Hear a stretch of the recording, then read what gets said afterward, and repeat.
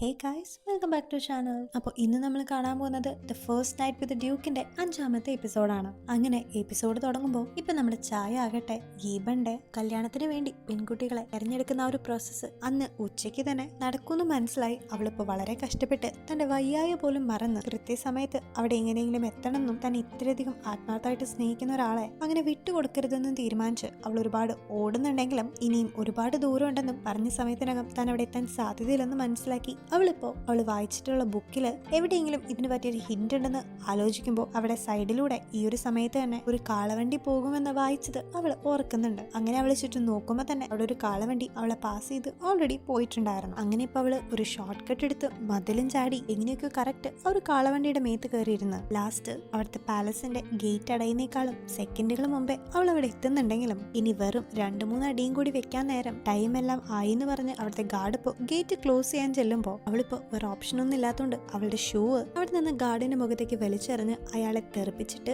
ആ ഒരു ഗ്യാപ്പിന് നേരെ തന്നെ പാലസിന്റെ അകത്തേക്ക് ചാടി വീഴുന്നുണ്ട്. അങ്ങനെ ഇത് കണ്ട് ഈ പെൺകുട്ടി എന്താണ് ഇത്രയും സ്ട്രേഞ്ച് ആയിട്ട് ആക്ട് ചെയ്യുന്നതെന്ന് ചിന്തിച്ചേക്കാണ് ബാക്കി എല്ലാവരും. മാത്രല്ല തന്നെ ഇങ്ങനെ ഉപദ്രവിച്ചിട്ട് ഇങ്ങനെ കയറി വരാൻ ഇവൾക്ക് എത്രയും ധൈര്യം എന്ന് വെച്ച് അവളുടെ കയ്യിൽ ആപ്ലിക്കേഷൻ ഫോം ഒന്നും ഇല്ലെന്ന് പറഞ്ഞ് അവര് അവളെ പുറത്താക്കാൻ നോക്കുമ്പോൾ അവളിപ്പോ അവളുടെ ഡ്രസ്സ് തന്നെ കയറി അതില് ഒരു ആപ്ലിക്കേഷൻ തന്നെ അവളുടെ പേരിൽ എഴുതി കൊടുത്ത് അവൾ ഇൻട്രൊഡ്യൂസ് ചെയ്യുമ്പോഴാണ് അവൾ അവിടുത്തെ മന്ത്രിയുടെ മകളാണെന്ന് അവർ അറിയുന്നത്. അങ്ങനെ പിന്നീട് അവർ ആ ഒരു റെസ്പെക്റ്റോട് കൂടി തന്നെ അവള് ട്രീറ്റ് ചെയ്യുന്നുണ്ട്. അങ്ങനെ പിന്നീട് അവള് ഈബണിനെ കാണാൻ പോയിട്ട് താനിങ്ങനെ ആപ്ലിക്കേഷൻ ഫോം കൊടുത്ത കാര്യങ്ങളൊക്കെ അവന്റെ അടുത്ത് ഷെയർ ചെയ്തുകൊണ്ടിരിക്കുകയാണ്. അങ്ങനെ ഇത് കേൾക്കുന്ന ഈബണിന് ആകെ സന്തോഷമാകുന്നുണ്ടെങ്കിലും ഇതുവരെ തന്നെ കല്യാണം കഴിക്കാൻ താല്പര്യമില്ലെന്ന് പറഞ്ഞ് തന്റെ അടുത്തുനിന്ന് ഓടി പോവാൻ നോക്കിയ അവള് പെട്ടെന്ന് എന്തുകൊണ്ടാണ് ഇതിന് സമ്മതിച്ചെന്നും താൻ പോലും അറിയാതെ തന്നെ കല്യാണം കഴിക്കാൻ വേണ്ടിയിട്ടുള്ള കാര്യങ്ങൾ ചെയ്തതെന്ന് ആലോചിച്ച് അവൻ ആകെ കൺഫ്യൂസ്ഡ് ആകുമ്പോൾ ശരിക്കും അവന്റെ അടുത്ത് സ്നേഹം ഇല്ലാത്തതുകൊണ്ടല്ലെന്നും പകരം അവൾക്ക് അവളെ തന്നെ പേടിയായതുകൊണ്ടാണ് മനഃപൂർവ്വം അവള് ഈബന്റെ അടുത്ത് നിന്ന് ഓടിപ്പോവാൻ ശ്രമിച്ചതെന്ന് അവളിപ്പോ റിവീൽ ചെയ്യുന്നുണ്ട്. ഇത് കേൾക്കുന്ന ചായ ആകട്ടെ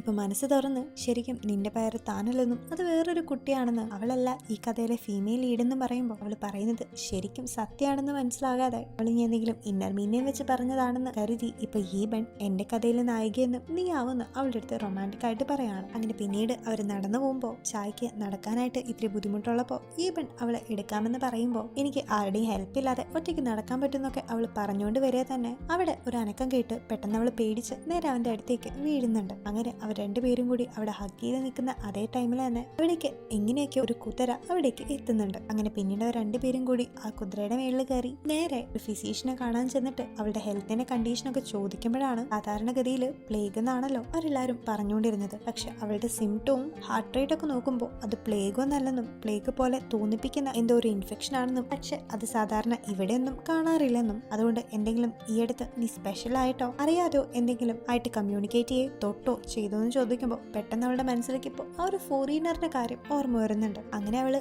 ഈ ഒരു ഫോറിനറിന്റെ കാര്യം അവിടെയുള്ള ആ ഒരു ഫിസീഷ്യന്റെ അടുത്തും നമ്മുടെ ഈബന്റെ അടുത്തും പറയുന്നുണ്ട്. ഇതേ നേരം നമ്മുടെ ചായയുടെ വീട്ടിലാകട്ടെ അവൾക്ക് പ്ലേഗ് ബാധിച്ചു എന്ന് പറഞ്ഞ് അവളുടെ വീട്ടിലുള്ള എല്ലാവരും തന്നെ അവൾ എത്രയും വേഗം സുഖം പ്രാപിച്ച് വരാനായിട്ട് പ്രാർത്ഥിച്ചുകൊണ്ടിരിക്കെ തന്നെ പെട്ടെന്ന് അവളുടെ സൗണ്ട് കേൾക്കുമ്പോൾ ആദ്യം അവളുടെ ചേട്ടന്മാര് അത് അവരുടെ തോന്നലുകളാണെന്ന് വിചാരിക്കുന്നുണ്ടെങ്കിലും പിന്നീട് അവര് സേഫായിട്ട് പൂർണ്ണ ആരോഗ്യത്തോടെ അവിടേക്ക് എത്തിയിരിക്കുന്ന ചായനെയും അവളുടെ ഒപ്പമുള്ള ഈബണിനെയാണ് കാണുന്നത്. ഇതേ നേരം അവളുടെ ഒപ്പം ഈബണിനെ കാണുമ്പോൾ മിനിസ്റ്റർ ആയിട്ടുള്ള അവളുടെ അച്ഛൻ ആകെ ആശ്ചര്യപ്പെട്ട് നിൽക്കുമ്പോൾ അത് മനസ്സിലാക്കി ഈബണാണ് തന്നെ രക്ഷിച്ചതെന്നും അവനില്ലായിരുന്നെങ്കിൽ ഒരുപക്ഷെ താൻ മരിച്ചു പോയെന്ന് വരെ അവൾ പറയുമ്പോൾ അവളുടെ അമ്മയ്ക്ക് ഓൾറെഡി ഈബണിനെ ഇഷ്ടമായിരുന്നതുകൊണ്ട് അവളുടെ അമ്മ ഇപ്പോൾ അവന് വീടിന്റെ അകത്തേക്ക് ക്ഷണിക്കുന്നുണ്ടെങ്കിലും അവളുടെ അച്ഛനാകട്ടെ അതിൽ അത്രയും സന്തോഷവാനല്ലെന്നും അദ്ദേഹത്തിന് മേ ബി കുറച്ച് ടൈം വേണമെന്നും മനസ്സിലാക്കിയിട്ടായിരിക്കണം ഈബൺ ഇപ്പോൾ പിന്നീട് ഒരിക്കൽ വരാമെന്ന് പറഞ്ഞ് അവിടെ നിന്ന് പോകുന്നുണ്ട്. പോകും മുമ്പ് ആ ഒരു സ്വീറ്റ് ആയിട്ടുള്ള കപ്പിൾസ് റൊമാൻറ്റിക് ആയിട്ട് സംസാരിച്ച് ഈബൺ ഇപ്പോൾ അവിടെ പോകുന്നേക്കാളും മുമ്പ് അവൾക്ക് വേണ്ട മരുന്നുകളെല്ലാം അവളുടെ അടുത്ത് കൊടുത്തിട്ടുണ്ടായിരുന്നു. അങ്ങനെ പിറ്റേ ദിവസം ഈബൺ ഇപ്പൊ നേരെ തന്നെ ക്വീൻ മദറിനെ ചെന്ന് കണ്ടിട്ട് തന്റെ സമ്മതം പോലും നോക്കാതെ എന്തിനാണ് തന്റെ കല്യാണത്തിന് വേണ്ടി ഇങ്ങനൊരു സെലക്ഷൻ വെച്ചതെന്നും അതിനോടൊന്നും തനിക്ക് താല്പര്യമില്ലെന്നും അതുകൊണ്ട് എത്രയും വേഗം ഇത് നിർത്തണമെന്നും ആവശ്യപ്പെടുമ്പോൾ അങ്ങനത്തെയുള്ള കാര്യങ്ങളൊന്നും തീരുമാനിക്കേണ്ടത് നീയല്ലെന്നും അതൊക്കെ ഇവിടുത്തെ വലിയ വലിയ ആൾക്കാരും നോക്കിക്കൊള്ളാന്ന് പറയുമ്പോൾ അതിന് ഞാൻ ശരിക്കും ഈ ഒരു രാജ്യത്തെ പ്രിൻസ് അല്ലല്ലോ എന്ന് അവൻ ചോദിക്കുന്നുണ്ട്. ഇത് കേൾക്കുമ്പോൾ ക്യൂൻ മദർ നിനക്ക് അവളെ അത്ര ഇഷ്ടമാണെങ്കിൽ അവളെ നീ ഒരു സൈഡ് മിസ്ട്രസ് ആയിട്ട് വെച്ചോളാനായിട്ട് പറയുമ്പോൾ തന്റെ ജീവിതത്തിൽ തനിക്ക് ഒരു വിമൻ മാത്രം ഉണ്ടാവുള്ളൂന്നും അത് താൻ സ്നേഹിക്കുന്ന പെൺകുട്ടി തന്നെ ആയിരിക്കുമെന്ന് ഉറപ്പാണെന്നും പറഞ്ഞ് അവനിപ്പോ അവിടെ നിന്ന് പോകുകയാണ്. ഇതേ ടൈമിൽ നമ്മുടെ ചായ ആകട്ടെ അവളുടെ പാരന്റ്സിന്റെ അടുത്ത് കാര്യങ്ങളൊക്കെ പറഞ്ഞ് തനിക്ക് ഈബണിനെ ഇഷ്ടമാണെന്നും ഒരു സെലക്ഷൻ കമ്മിറ്റിയിൽ താനും പേര് നൽകിയിട്ടുണ്ടെന്നും അവളിപ്പോ പറയുന്നുണ്ട്. ഇത് കേട്ട് ആദ്യം അവളുടെ അച്ഛന് അത്രയും താല്പര്യമൊന്നും ഇല്ലെങ്കിലും അവളുടെ അമ്മ ഇപ്പോൾ അദ്ദേഹത്തിനെ പറഞ്ഞ് സമ്മതിപ്പിക്കുന്നുണ്ട്. മാത്രമല്ല അത് കേൾക്കുന്ന അവളുടെ അച്ഛൻ ആ ഒരു സെലക്ഷൻ പ്രോസസ്സ് എന്ന് പറയുന്നത് അത്ര എളുപ്പമുള്ള കാര്യമല്ലെന്നും അതിനുവേണ്ടി നീ ഒരുപാട് കഷ്ടപ്പെടേണ്ടി അധ്വാനിക്കേണ്ടി വരുമെന്നും അവൾക്ക് വാർണിംഗ് കൊടുക്കുന്നുണ്ട്. പക്ഷെ നമ്മുടെ ചായ ആകട്ടെ ഈ പെണ്ണെ സ്വന്താക്കുന്നതിന് വേണ്ടി ഇനി ഏതൊരറ്റം വരെയും പോരാടാനായിട്ട് തീരുമാനിച്ച് ഉറപ്പിച്ചിട്ടുണ്ടായിരുന്നു. അങ്ങനെ പിറ്റേ ദിവസം തന്നെ ആ ഒരു മാരേജ് സെലക്ഷന്റെ ഫസ്റ്റത്തെ റൗണ്ടിലേക്ക് അവിടെ ഉണ്ടായിരുന്ന സെലക്ടഡ് ആയിട്ടുള്ള എല്ലാ പെൺകുട്ടികളും എത്തിയിട്ടുണ്ടായിരുന്നു. പക്ഷെ അവിടെ എത്തിയ അവിടെ നിൽക്കുന്ന ഊണേനെ കാണുമ്പോൾ ആകെ മൂഡ് ഓഫ് ആയി പോകുന്നുണ്ട്. കാരണം ശരിക്കും ഊണയായിരുന്നല്ലോ ഈബന്റെ പെയറായിട്ട് വരേണ്ടിയിരുന്നത്. സോ കഥയിലെ ഈ ഒരു ട്വിസ്റ്റ് വീണ്ടും പാവം ചായ്ക്ക് ഒരു തിരിച്ചടിയാവോന്ന് അവൾക്ക് ചെറിയ പേടിയൊക്കെ തോന്നിയിട്ടുണ്ടായിരുന്നു. ആൻഡ് അവളുടെ ഈ ഒരു പേടി മനസ്സിലായിട്ടായിരിക്കണം ഊണിപ്പോ അവളുടെ അടുത്ത് വന്നിട്ട് തനിക്കൊരിക്കലും ഇങ്ങോട്ട് വരാൻ താല്പര്യമില്ലായിരുന്നെന്നും തന്റെ അച്ഛന്റെ നിർബന്ധത്തോടു കൂടിയാണ് താൻ ഇവിടെ വന്നതെന്നും കാരണം അത് അച്ഛന്റെ വലിയൊരു ആഗ്രഹമാണെന്നും അവളുടെ അടുത്ത് പറയാണ്. അങ്ങനെ അവർ സംസാരിച്ചിരിക്കുന്ന സമയത്ത് തന്നെ ആ വില്ലത്തിയായിട്ടുള്ള സണ്ണിപ്പോ അവിടേക്ക് വന്നിട്ട് അപ്പൊ പോലും അവള് ഊണിനെ കളിയാക്കാനായിട്ട് മറന്നിട്ടുണ്ടായിരുന്നില്ല. മാത്രമല്ല ഊണിന്റെ ഒപ്പം നിൽക്കുന്ന ഇവിടെ ചായനെ കൂടി കാണുമ്പോൾ അവളുടെ പകുതി കോൺഫിഡൻസ് തന്നെ പോകുന്നുണ്ട്. കാരണം ഓൾറെഡി ചായയും പ്രിൻസും തമ്മിൽ ഒരു കണക്ഷൻ ഉള്ള കാര്യം അവൾക്ക് നന്നായിട്ട് അറിഞ്ഞതുകൊണ്ട് തന്നെയായിരുന്നു അവള് ആ ഫോറിനറിനെ വിളിച്ച് അവൻ നമ്മുടെ ചായ്ക്ക് ഇങ്ങനെ ഒരു പ്രോബ്ലം ഉണ്ടാക്കി കൊടുത്തത്. അങ്ങനെ അവരെല്ലാരും സംസാരിച്ചുകൊണ്ടിരിക്കുന്ന നേരം തന്നെ ഇപ്പൊ ഫസ്റ്റ് ടാസ്കിന്റെ സമയമാവുമ്പോൾ അവരെല്ലാവരെയും തന്നെ ഒരു സ്ഥലത്തേക്ക് വിളിച്ചുകൊണ്ട് പോയിട്ട് ഇപ്പൊ ആദ്യത്തെ ടാസ്ക് അവർക്ക് ഇൻട്രൊഡ്യൂസ് ചെയ്ത് കൊടുക്കുന്നുണ്ട്.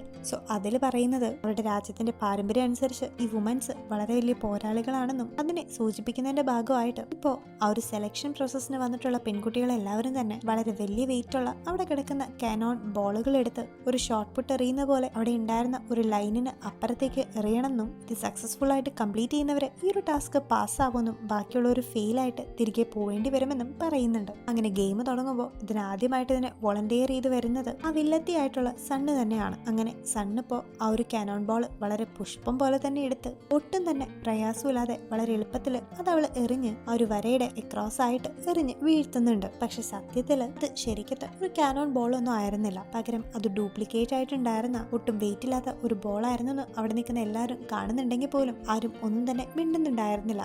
സോ അതിലൂടെ തന്നെ ഈ ക്വീൻ മദറായിട്ട് അവിടെ ഇരിക്കുന്ന പുള്ളിക്കാരത്തേക്ക് ഇതിനെപ്പറ്റി നല്ല ധാരണ ഉണ്ടെങ്കിലും അവളുടെ ഈ അടുത്തായിട്ടുള്ള ആ ഒരു റിലേറ്റീവിന്റെ സോപ്പിടലിൽ വീണ് അവളിപ്പോ ഒരു വില്ലത്തിനെ സപ്പോർട്ട് ചെയ്തുകൊണ്ടിരിക്കുകയാണ്. അങ്ങനെ ഇപ്പൊ അടുത്ത ചാൻസ് നമ്മുടെ ഊണിന്റെ ആയിരുന്നു. അങ്ങനെ ഊണിപ്പോ ഒറിജിനൽ ആയിട്ടുള്ള ആ ഒരു കനോൺ ബോൾ തന്നെ കറക്റ്റ് ആയിട്ട് എടുത്ത് വീഴ്ത്തി ആ ഒരു ഗെയിമിൽ പാസ്സാകുന്നുണ്ട്. പിന്നീട് നമ്മുടെ ചായന്റെ സമയം വരുമ്പോൾ ആദ്യം ഇത്തിരി പേടിച്ചെങ്കിലും പിന്നീട് അവൾ പഠിച്ചിട്ടുള്ള ഫിസിക്സിന്റെ ലോസ് ഒക്കെ വെച്ച് അവളിപ്പോൾ റൊട്ടേറ്റ് ചെയ്ത് ഒരു പ്രത്യേക ആംഗിളിൽ ആ ഒരു ബോൾ എറിയുമ്പോൾ അത് കറക്റ്റായിട്ട് ആ ഒരു വരയുടെ അപ്പുറം തന്നെ വന്ന് വീഴുന്നുണ്ട്. അങ്ങനെ അവളും ഈ ഒരു റൗണ്ട് പാസ്സായിരിക്കുകയാണ്. ഇതേ നേരം ഇതൊക്കെ ഒരു ബൈനോക്കുലറിലൂടെ നോക്കിക്കൊണ്ട് മുകളിൽ ഈ പെണ്ണും നിൽക്കുന്നുണ്ടായിരുന്നു. ഇതേ നേരം പെട്ടെന്ന് അവന്റെ അടുത്തേക്ക് ഇപ്പോൾ ജങ് വന്നിട്ട് ആ ഒരു ബൈനോക്കുലർ വെച്ച് നോക്കുമ്പോൾ അവൻ കാണുന്നത് ഊണേന്റെ മുഖമാണ്. സോ അതിലൂടെ ശരിക്കും ഈ പെൺ നോക്കുന്നത് ഊണേനെയാണോന്ന് അവനിപ്പോ ചെറിയ ഡൗട്ടൊക്കെ തോന്നുന്നുണ്ട്. ഇതേ ടൈമിൽ അടുത്ത ടാസ്കിലേക്ക് പോകുമ്പോൾ അത് ഒരു ആർച്ചറി ആയിരുന്നു. അങ്ങനെ ആ ഒരു ടാസ്കിലും ഫേക്ക് ആയിട്ട് വില്ലത്തിയായ സണ്ണ് ജയിക്കുന്നുണ്ടെങ്കിലും ഒരു സത്യസന്ധനായിട്ട് കളിച്ച് ഊണും ഏറ്റവും അവസാനം നമ്മുടെ ചായയും അതിലും ജയിക്കുന്നുണ്ട്. ഇതേ നേരം ഈബനാകട്ടെ ചായക്ക് ആ ഒരു പ്ലേഗ് പോലെ അസുഖം കൊടുത്ത ഒരു ഫോറിനറിന്റെ പുറകിൽ ആരാണെന്ന് സത്യം കണ്ടുപിടിക്കാനായിട്ട് അയാൾ ഫോളോ ചെയ്ത് പോകുന്നുണ്ട്. ഇതേ ടൈമിൽ അയാളുടെ പുറത്തുണ്ടായിരുന്ന ഒരു ഷിപ്പിന്റേത് പോലുള്ള ഒരു ടാറ്റു ഇപ്പോൾ ഈബൻ ശ്രദ്ധിക്കുന്നുണ്ട്. മാത്രമല്ല പിന്നീട് ഈബൻ അവൻ താമസിക്കുന്ന സ്ഥലത്ത് കയറി അവിടെ ചെക്ക് ചെയ്യുമ്പോൾ അതിന്റെ അകത്ത് നിന്ന് ചെറിയൊരു കുപ്പിയിൽ അതിന്റെ പുറത്തായിട്ട് സെയിം ടാറ്റു കാണുന്ന ഈബൻ ഇപ്പോൾ പയ്യെ അത് കൈക്കലാക്കുന്നുണ്ട്. ഇതേ നേരം നമ്മുടെ പാലസിലാകട്ടെ അടുത്ത റൗണ്ട് സെലക്ഷൻ ആയിരുന്നു. അതില് ഇവര് രണ്ട് കൈകളിലും ഒരു ബൗളുകളൊക്കെ വെച്ച് ഇത് ക്വീൻ മദറിനെ കൊണ്ട് സെർവ് ചെയ്യണം എന്നുള്ളതായിരുന്നു അവരുടെ ടാസ്ക്. അങ്ങനെ ഈ ഒരു ടാസ്കിലും പതിവ് പോലെ തന്നെ വില്ലത്തിയായിട്ടുള്ള സണ്ണ് ഓരോ ഉടായ്പകളൊക്കെ ചെയ്ത് രക്ഷപ്പെടുന്നുണ്ടെന്ന് മാത്രമല്ല അവളെ ഇടയ്ക്കൊക്കെ വെച്ച് മര്യാദയ്ക്ക് പോകുന്ന ആൾക്കാരെ തട്ടിയിടും. ഇവൻ പാവം നമ്മുടെ ചാനെ പോലും ഡിസ്ക്വാളിഫൈ ചെയ്യാനും നോക്കുന്നുണ്ടായിരുന്നു. പക്ഷെ ഏറ്റവും അവസാനം അതൊന്നും തന്നെ വിട്ടുകൊടുക്കാണ്ട് ചായയും ഊണും അങ്ങനെ കുറച്ചുപേരും ആ ഒരു ഗെയിമിൽ ജയിക്കുന്നുണ്ട്. അങ്ങനെ ഫസ്റ്റ് ഡേയിലെ ടാസ്കുകളൊക്കെ അവിടെ കഴിയുമ്പോൾ പിന്നീട് അവള് നേരെ തന്നെ ഈബണ്ണ പോയിട്ട് കാണുമ്പോൾ ഇന്നത്തെ ടാസ്കുകളൊക്കെ താൻ വളരെ നല്ല രീതിയിൽ തന്നെ കംപ്ലീറ്റ് ചെയ്തു എന്ന് അവള് അവന്റെ അടുത്ത് പറയാണ്. അതേ ടൈമിൽ റിയൽ വേൾഡില് ചായ ഇപ്പോൾ ടൈം ട്രാവൽ ചെയ്ത് വന്നിരിക്കുന്ന ആ ഒരു നോവലിലെ ഒബ്സസീവ് ടൈറന്റ് എന്ന ആ ഒരു ബുക്ക് അവരുടെ പബ്ലിക്കേഷൻസ് വീണ്ടും സ്റ്റാർട്ട് ചെയ്യുന്ന സീനും കാണിച്ച് ഇന്നത്തെ എപ്പിസോഡ് ഇവിടെ എൻഡ് ചെയ്യാണ്. സോ ഫ്രണ്ട്സ്, നിങ്ങൾക്ക് ഈ ഒരു എപ്പിസോഡ് ഇഷ്ടപ്പെട്ടു എന്ന് ഞാൻ വിശ്വസിക്കുകയാണ്. എനിവേ നിങ്ങളുടെ അഭിപ്രായങ്ങളെല്ലാം കമന്റ്സ് വഴി ഞങ്ങൾ അറിയിക്കാൻ മറക്കരുത്. ഇപ്പം തന്നെ വീഡിയോ ലൈക്ക് ചെയ്യാനും ചാനൽ സബ്സ്ക്രൈബ് ചെയ്യാനും മറക്കരുത്. അപ്പോൾ till the next video, take care and by.